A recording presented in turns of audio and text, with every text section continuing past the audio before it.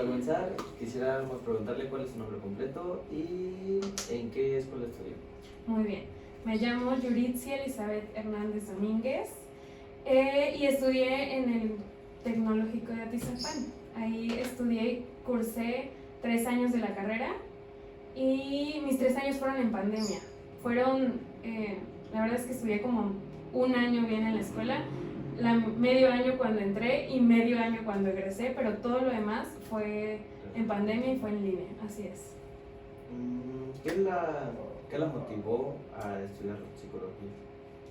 La verdad es que, si soy honesta, en mi cabeza ni siquiera pasaba la idea de poder estudiar psicología, ni siquiera era una opción que yo tenía. Y si les cuento cuáles eran mis opciones, híjole. Nada que ver con la otra. Sí, nada.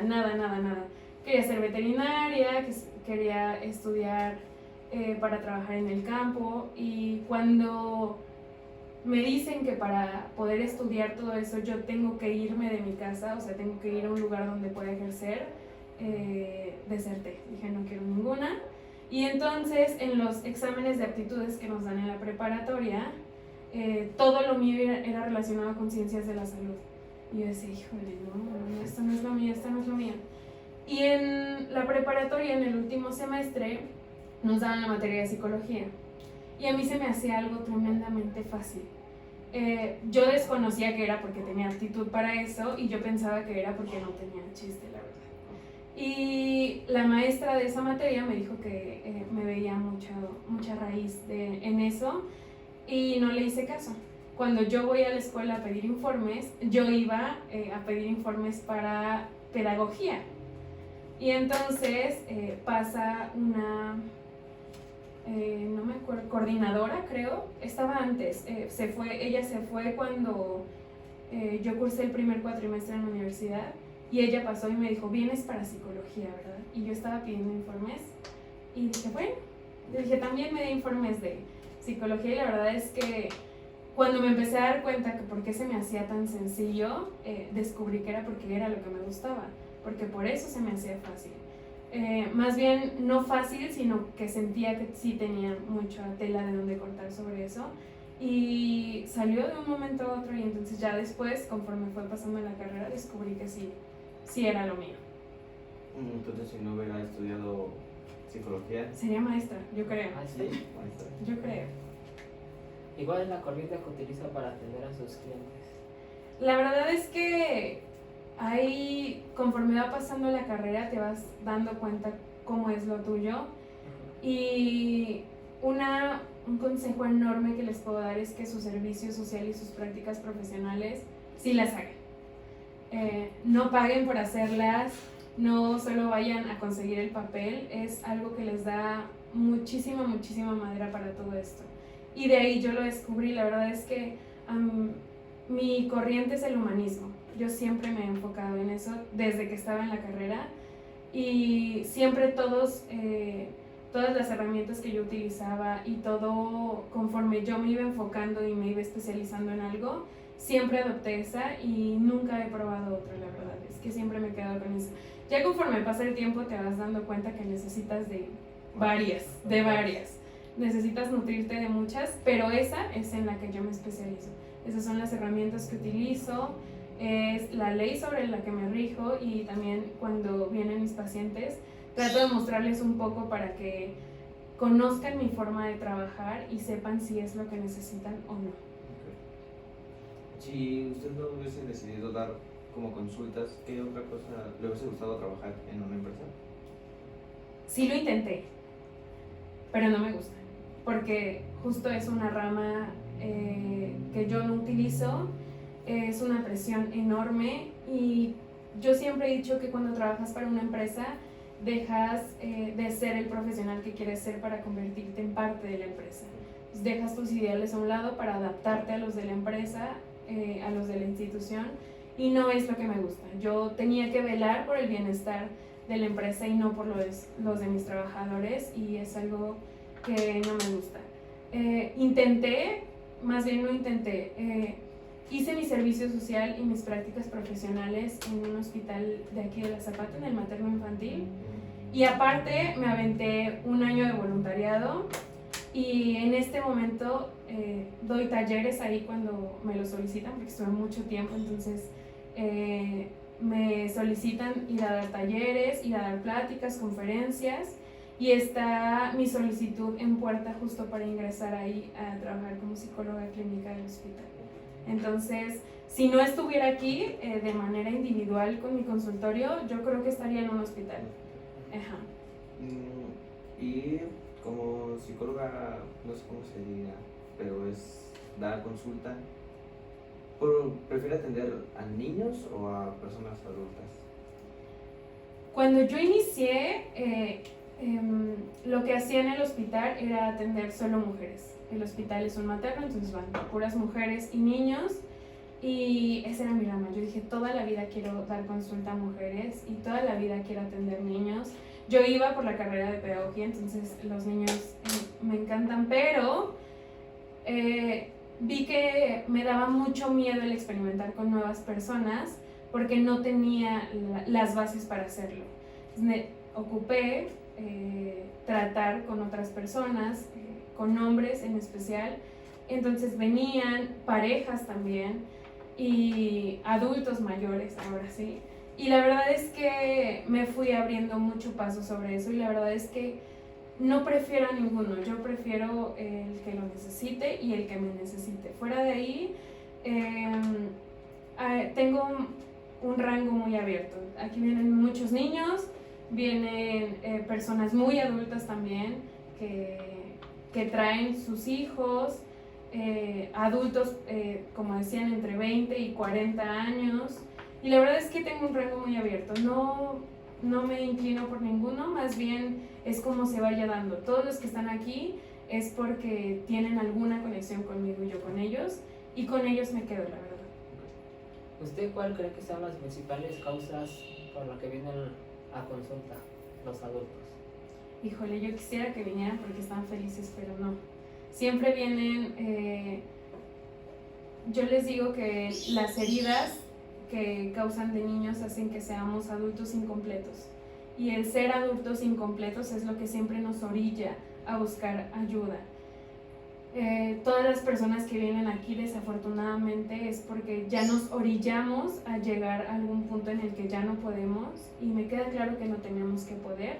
Sin embargo, siempre buscamos un punto de quiebre. Todos vienen porque tienen algún problema fuerte, porque es algo que ya no pueden controlar, y es por eso que siempre tratamos de fomentar el que sean cosas de prevención y no ya solo para recoger lo que queda. Entonces, pero la verdad es que siempre vienen por problemas de pareja, es lo principal. Yo creo que de eso es de lo que hay más. Problemas de pareja, y ya eso los lleva a tener problemas de manera individual, aunque no sepan que es todo lo contrario.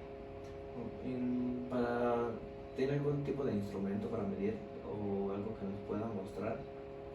Claro.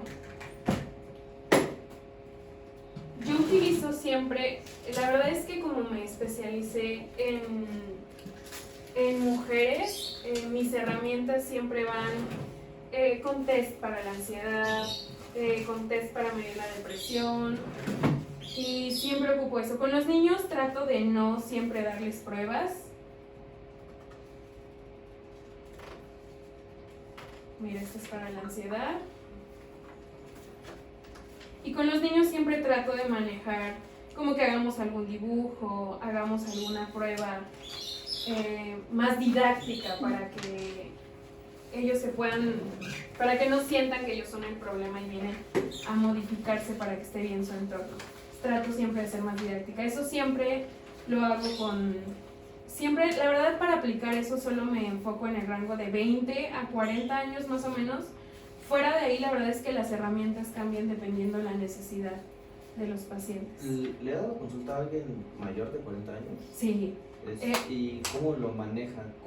Es que tuvimos un ejercicio en clase donde manejamos por ejemplo, él era el paciente de 60 años y yo era el psicólogo de recién egresado de 22, 23 años. Entonces, ¿cómo maneja para manejar la autoridad? Híjole. Es que nos explicaron que es muy difícil, que es complicado mantenerte, como que se entienda que tú eres la autoridad. Exacto. La verdad es que eso fue algo que me costó muchísimo trabajo. Como les comentaba hace un rato, yo siempre egresé mucho más chica de lo que debería. Yo salí de la carrera cuando tenía 21, iba a cumplir 22. Y entonces era algo que me daba mucho miedo porque creían, o siempre la mayoría cree que por tener la edad que tengo, por aparentar esta edad, no tengo la experiencia que ellos necesitan. O al menos eso es lo que yo pensaba que creían. Pero esto fuera de ser o de pertenecer a una figura de autoridad, es una figura más empática. Yo no pretendo que ellos me vean como alguien superior a ellos, más bien que me vean como alguien que está de este lado, y a veces confundimos la empatía con el querer o pretender que podemos hacer las cosas mejor que la otra persona. Yo no pretendo ponerme en sus zapatos, más bien desde mi postura respeto la postura que tienen ellos, el lugar donde se encuentran, y creo que eso hace que empaticemos más. Nunca he pretendido, aunque tenga mucho miedo de hacerlo, que ellos sean menores que yo. Más bien desde su postura les digo que, y eso es algo que les dejo claro desde la primera sesión, que yo no los ayudo, yo no estoy aquí para ayudarlos. Yo estoy aquí para acompañarlos en su proceso, para guiarlos, pero la ayuda se la dan ellos. Yo les doy 80 opciones, posibles opciones que ellos pudieran o no tomar, y ellos deciden si hacerlo. Entonces al final del día ellos son los que se ayudan. Y cuando empiezan a darse la oportunidad, la verdad es que vamos abriendo caminos. Por supuesto que hay personas con las que me he topado que no dejan hacer esto, y por la mayoría son hombres, y no es cuestión de edad, más bien es cuestión de género, donde no pretenden o no quieren que una mujer menor pueda establecer estos límites o pueda establecer o tenga vínculos con ellos. Pero por la edad fue algo que me costó mucho trabajo, pero creo que el no querer aparentar de más o no querer ser una figura de autoridad, yo creo que sí es la clave.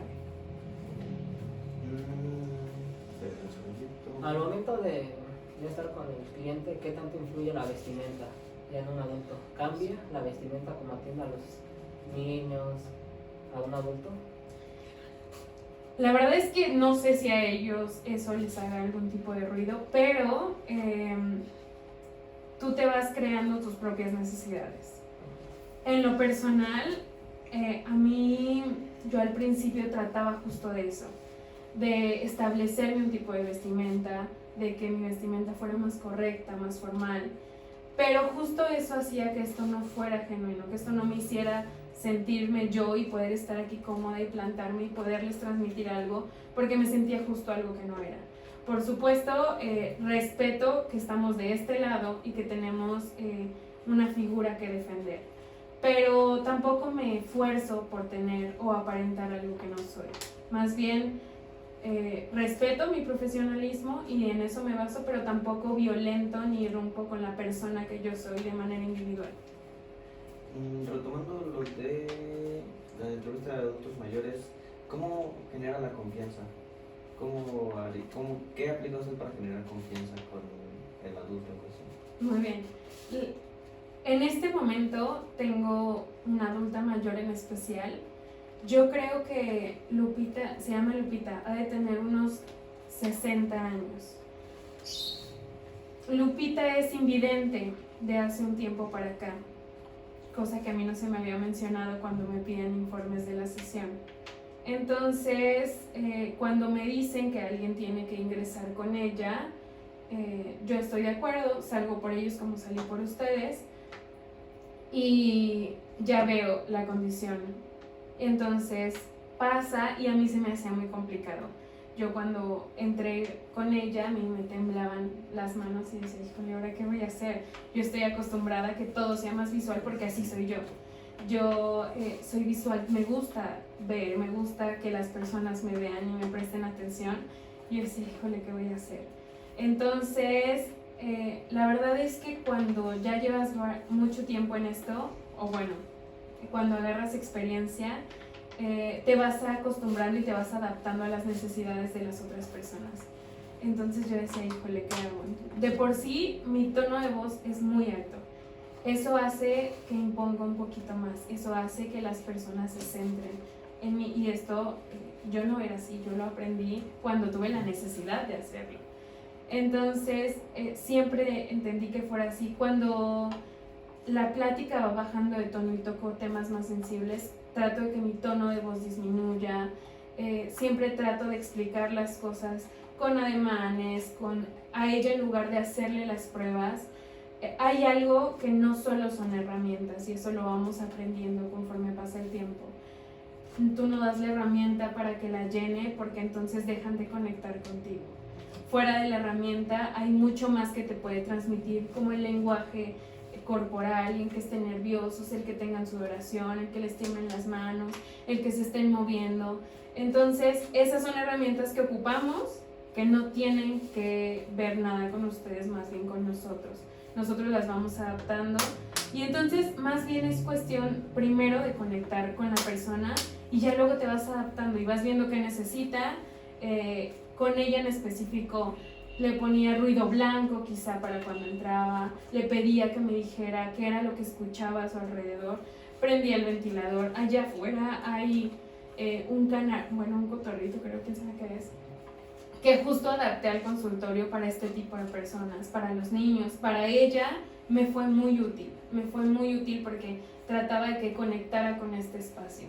Y entonces ella conectó muchísimo, cosa que se me hizo increíble, pero la verdad es que se va dando muy fácil cuando aprendes a empatizar con las personas, cuando aprendes a conectarte con ellas, y cuando ellos se dan cuenta que no todo esto solo es tu trabajo, más bien es también cuestión de ser humano.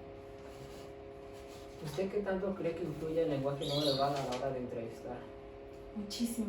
Muchísimo. La verdad es que en especial la entrevista es, creo que la etapa que más me gusta de todo el proceso terapéutico. Fuera de darlos de alta, fuera de ver un avance, la entrevista en sí creo que es la herramienta que a mí más me gusta utilizar. Hay un inicio de la entrevista que se llama rapport. Son los primeros minutos de la entrevista, y esos son los que más me gustan. Desde que entran, siempre todos vienen nerviosos. Cuando nunca antes han tenido un proceso terapéutico, siempre su lenguaje no verbal nos hace, más bien su lenguaje corporal es lo que nos hace darnos cuenta. Se ponen muy nerviosos, mueven la pierna. Al principio, siempre por lo general en las primeras sesiones, nadie toma esa señal. Todos se sientan en el sillón. Y es justo por la lejanía, porque no quieren estar cerca, porque no quieren establecer una conexión, porque se tocan mucho la oreja, porque al contestar inclinan la cabeza, las veces que parpadean, cómo se agarran el cabello, y todo eso, uno lo aprendes por supuesto, y otro lo vas experimentando. Te vas dando cuenta de cómo se comportan, de si cruzan las piernas, de si ya tienen muy apretadas las manos. Para mí es muy importante. Y tú te vas dando cuenta en esos primeros minutos si lograste conectar con ellos, porque ya su lenguaje corporal es mucho más relajado, ya entraron en confianza. Pero la verdad es que para mí eso se me hace mucho más importante, porque no todos son preguntas. Cuando preguntamos siempre nos cuestionamos cuál es la respuesta correcta o no, pero el cuerpo no miente. Entonces, al ver su postura, cómo se relajan, cómo dejan caer los hombros, creo que sí se me hace mucho más importante. No, diría que esos son como el factor para identificar si está mintiendo. No sé si para que esté mintiendo, pero justo ese es el tema. Yo no trato de ver si me mienten o no, más bien trato de ver si conectan o no. Al final de cuentas, yo siempre trato de dejarles claro que esto es para ellos, no para mí. A mí no me hace ni más ni menos psicóloga si mienten o no. Más bien, yo les digo, si tú mientes, no pasa nada. Y ese es el punto, que no pasa nada y queremos que pase. Entonces ya ellos lo van decidiendo. Y la verdad es que la mentira que se dice en la primera sesión, en la segunda se descubre. Entonces, por ahí la verdad es que no es algo que me preocupa mucho, pero más bien me fijo en las verdades, en lo que sí se enfocan a decirte, no en lo que mienten. ¿Cuáles serían algunas habilidades que un psicólogo tendría que tener para atender a adultos? Yo creo que sin duda el observar, yo siempre he dicho que el conectar con la mirada, excepto con los que no se puede, conectas, te fijas bien en ellos. Ellos empatizan cuando se dan cuenta que están viviendo etapas, solo eso. Yo siempre les dejo claro que en el momento en el que se encuentran no es el destino final. Entonces eso los hace sensibilizar. El sensibilizar a las personas es una herramienta y es una aptitud que te vas creando conforme pasa el tiempo. La verdad es que al principio, cuando yo iniciaba, siempre creía que tenía que aparentar esta figura con ellos. Y al ver que no era así, me hacía conectar, me hacía empatizar. Y el justo eso, el solo dejarme ser, también es una aptitud que tenemos que tener. El que seas un profesional de la salud no te hace dejar de sentir, no te hace dejar de conectar. Entonces, hay muchas cosas que tú vas observando. El que una aptitud también es el hablar con seguridad.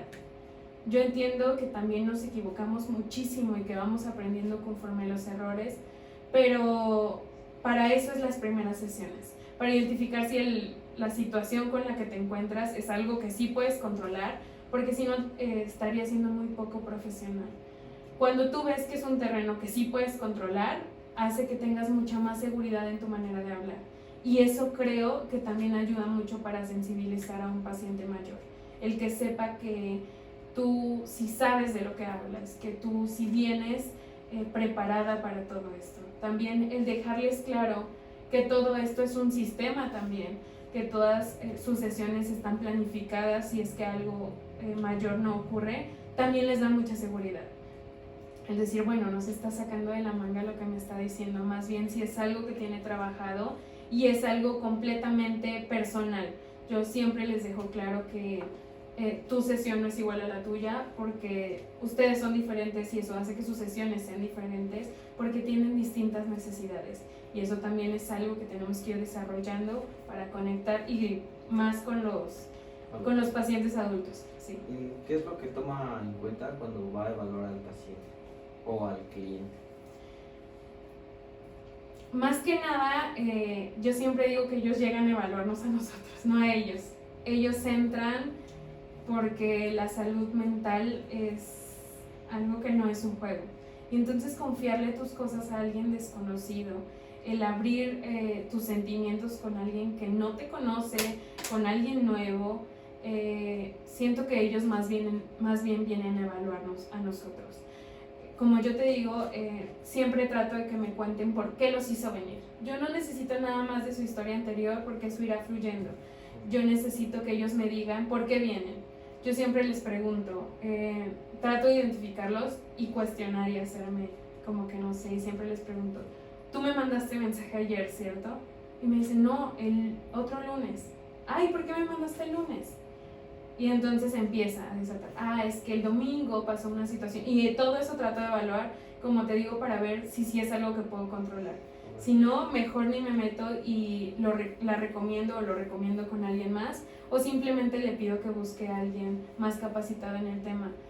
Me ha pasado una ocasión y al principio, cuando yo le dije que no podía con esa situación, me sentí muy inferior.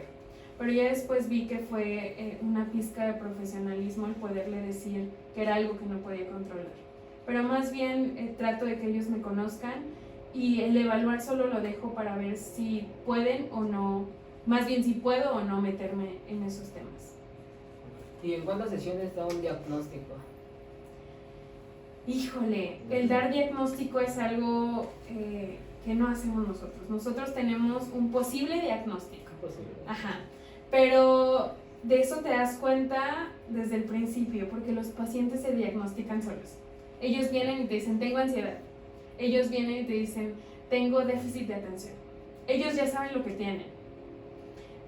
Porque antes de venir aquí, y eso es algo bien importante, que aprendemos a conocer cuando nosotros también nos tratamos. Nosotros también tenemos que tener un proceso terapéutico separado de esto, y eso aprendes a conocerlo. Antes de que tú vayas al doctor, tú ya googleaste qué es lo que tienes. Entonces, ellos ya saben más o menos lo que tienen. Y entonces cuando tú les preguntas a qué vienen, dicen, es que tengo ansiedad. Ok, para eso son las herramientas. Pues más bien tú te vas dando cuenta del grado de su ansiedad, no de si tiene o no. Porque la verdad es que la mayoría tenemos, más bien el grado y en el nivel en el que están es lo que se trata de evaluar. Pero la verdad es que yo creo que en las primeras 4 sesiones tú ya te vas dando cuenta en el terreno en el que estás y si en la gravedad también del asunto, en el nivel en el que se encuentran. Pero como te digo, la verdad es que los pacientes ya se diagnostican solos, ellos ya saben lo que tienen. Y eso es algo que también tendremos que aprender a corregir, pero te digo, vas entendiendo cuando tú también eres un paciente por aparte. Nosotros también tenemos que llevar este proceso por separado y entonces aprendes a empatizar con el paciente cuando tú también eres uno más. Y, ¿cómo lo planteo? ¿Cómo identificar cada cuánto tiempo es necesario volver a ver al paciente? O sea, darle cita o continuidad de aquí en una semana o de aquí 2 semanas o un mes. ¿Cómo lo identifico? La verdad es que yo siempre pido que las primeras sesiones sí tengan un ritmo. Yo siempre les aconsejo que las sesiones solo sean una vez a la semana. Las sesiones duran 1 hora, a veces 1:15, a veces menos, pero siempre yo les aconsejo que sea una vez a la semana. ¿Por qué? Es una zona, en el contexto en el que estamos, la verdad es que las personas sí vienen por necesidad. Entonces, el que esto no se vuelva algo cansado, algo que les agobie, el tengo que ir y el no tengo para cubrir el gasto, o el no me puedo trasladar porque tengo que trabajar, también creo que tiene mucho que ver el contexto en el que se desarrolla. Entonces, para que no sea algo que les presione, para que no sea una preocupación más, porque por eso la verdad es que muchos se dan de alta solos o muchos tiran la toalla, es justo por eso, porque es una presión más. Y también, si damos sesiones de más, yo entiendo que es un trabajo y que nosotros de este lado también trabajamos porque necesitamos un trabajo. Y sé que a veces a muchos podría sernos fácil decir, bueno, te veo 3 veces a la semana. A nosotros de este lado económicamente nos conviene. Pero la verdad es que tampoco se trata de que el paciente genere una necesidad con esto. Se trata de darle herramientas para que allá afuera pueda sobrellevar lo que le ocurra. Más no que cuando algo le ocurra necesite correr aquí. Más eso tampoco está padre. Entonces yo siempre aconsejo desde el principio hasta el final que sea solo una sesión a la semana.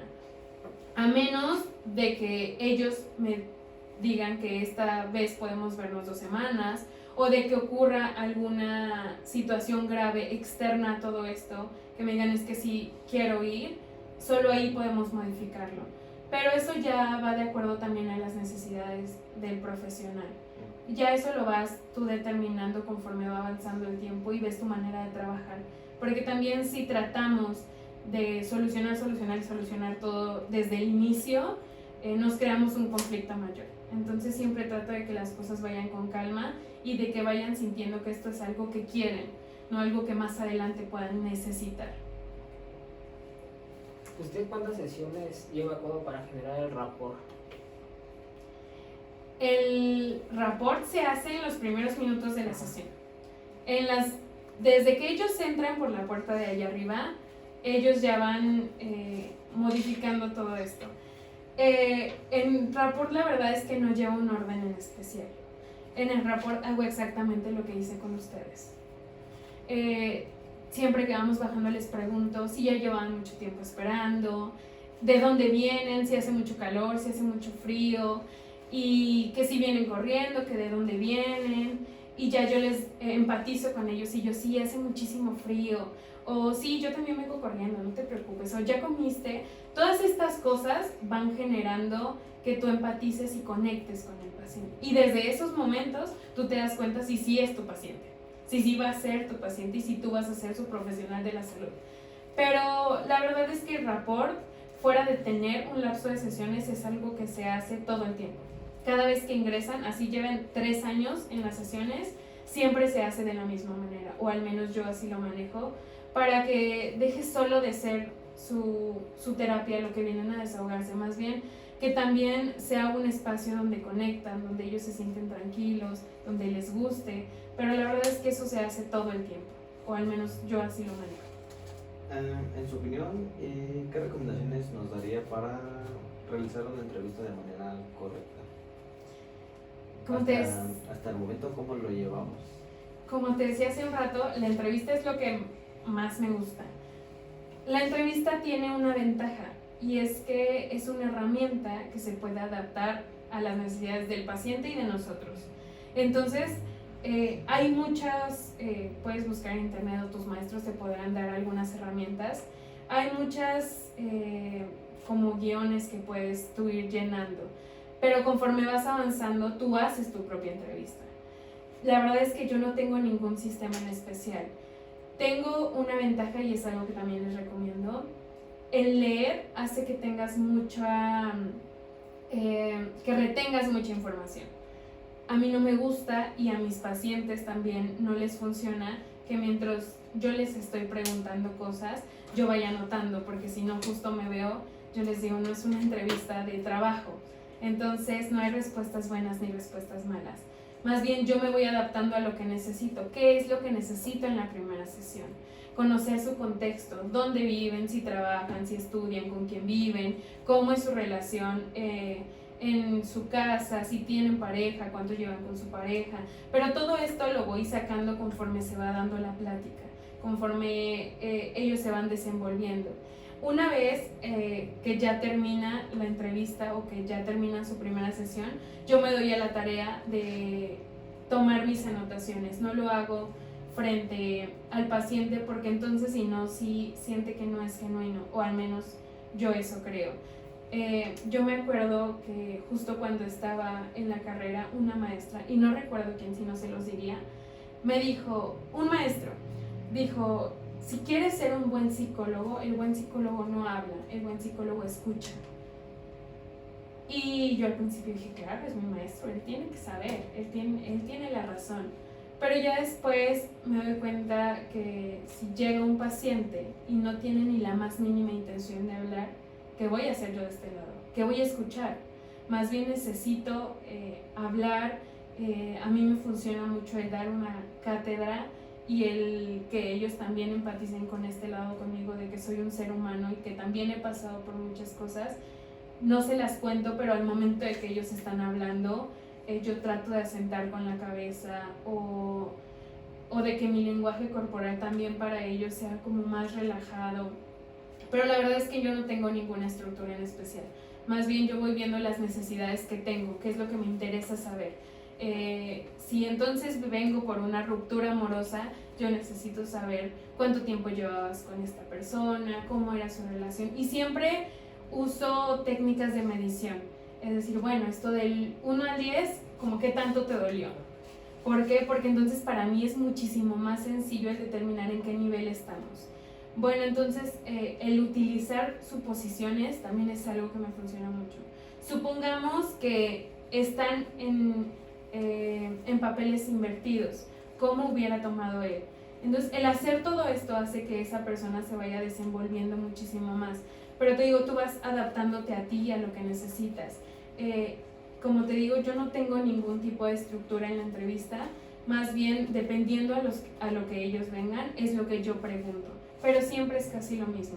Sobre su entorno, sobre su contexto, sobre de dónde vienen, sobre si ya habían tomado sesiones antes, porque también eso es un problema. Bueno, no un problema, más bien es algo que tú como profesional te predispones. De híjole, ya estuvo con otro terapeuta y que si no está con él es por algo hizo mal y ahora yo qué voy a hacer mal.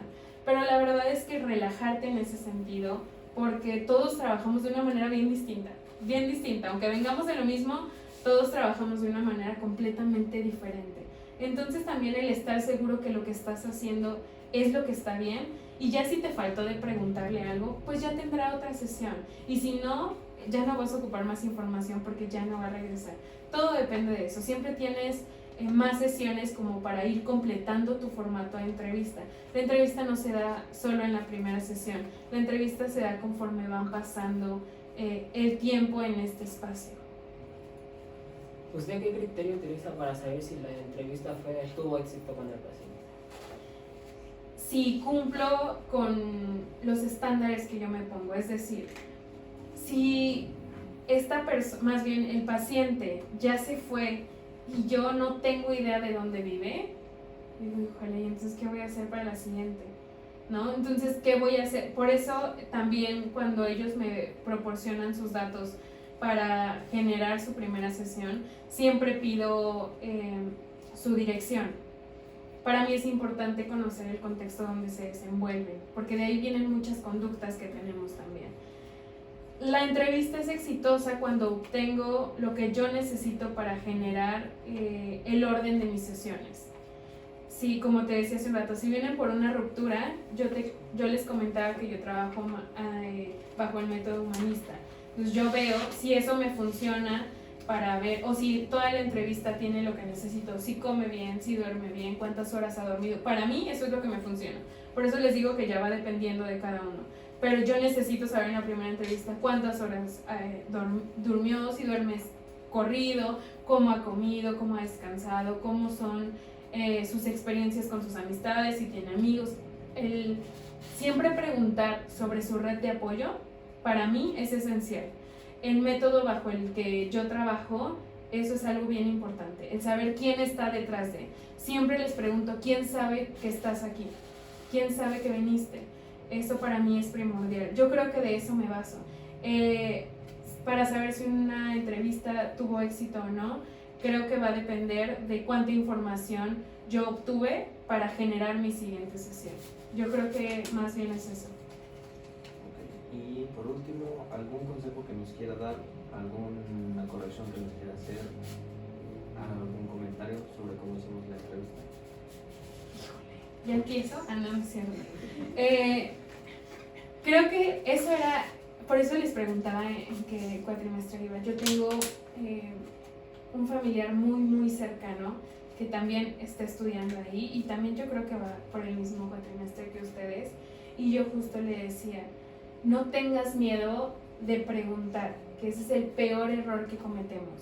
El tener miedo de absorber información, el tener miedo de equivocarte, híjole, es un error brutal. El querer hacer siempre las cosas a la perfección es algo que nos hace tropezar mucho.